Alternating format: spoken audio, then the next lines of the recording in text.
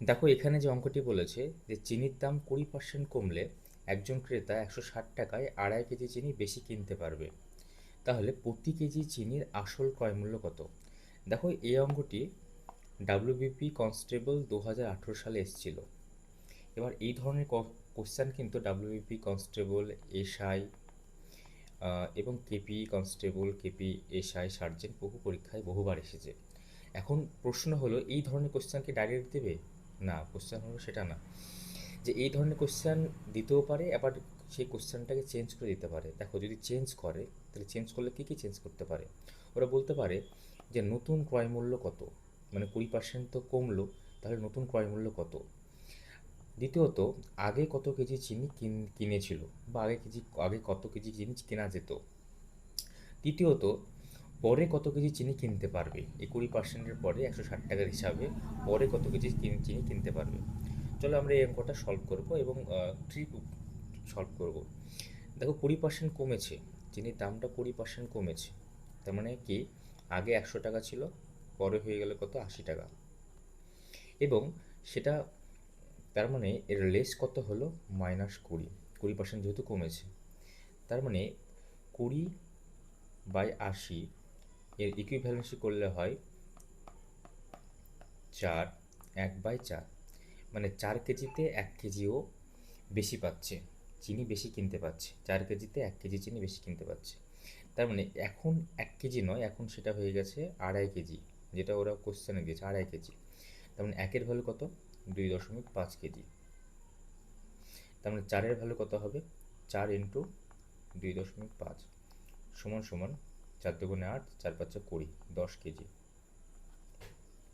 বোঝা গেছে? তার মানে দেখো আগে আর পরে, হুম, তার মানে আগে কত কেজি চিনি কিনতো, 10 কেজি। যেহেতু চিনির দাম কমেছে, 20% কমেছে, তাহলে এখন কত কেজি কিনছে, দেখো 2.5 কেজি বেশি কিনছে, তাহলে 10 + 2.5, তার মানে 12.5 কেজি কিনছে এখন। তার মানে কি কোশ্চেন হয়ে গেল যে আগে কত কেজি চিনি কিনেছিল, তাহলে আগে কত কেজি কিনেছিল, 10 কেজি,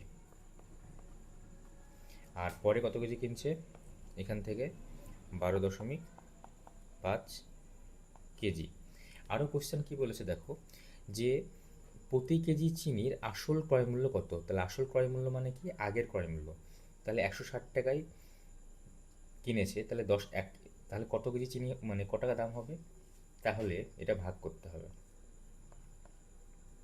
160, 160/10 সমান দেখো 16 টাকা পার কেজি। বোঝা গেল? তার মানে 10 কেজির দাম যদি 160 টাকা হয়, তাহলে 1 কেজির দাম কত, 16 টাকা। দেখো উত্তর আছে এখানে অপশান বি। তাহলে option B is the right answer. এবার কোশ্চেন কিন্তু এখানেই শেষ না, কোশ্চেন আরেকটা আছে, সেটা হলো যে নতুন ক্রয় মূল্য কত। নতুন ক্রয় মূল্য কত, তাহলে নতুন ক্রয় মূল্য কত, এখন কত কেজি পাওয়া যাচ্ছে, 12.5 কেজি। তাহলে 160 টাকায় 12.5 যদি তুমি ভাগ করো, তাহলে দেখো এখানে আমরা করতে পারি 150 + 10 বাই 12.5 সমান দেখো 12কে যদি ভাগ করো, 12 বার 144, 5 × 60, 44, 60, তার মানে 12.100/12.5 মানে তুমি চিন্তা করো 0.8। তার মানে এখন দাম পড়ছে পয়েন্ট এত পার কেজি, 12.8 টাকা।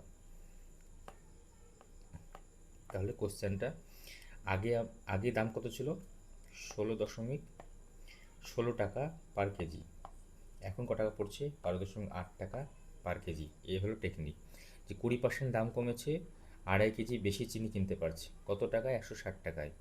এবং প্রতি কেজি চিনির আসল ক্রয় মূল্য কত, আমরা প্রতি কেজি চিনির আসল ক্রয় মূল্য বের করলাম কত, 16 টাকা। কোথায় বের করলাম, এখানে।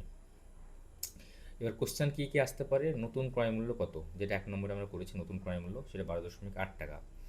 আগে কত কেজি চিনি কিনেছিল, আগে কিনেছিল দেখো 10 কেজি, কোথায় পেলাম, এখানে 10 কেজি।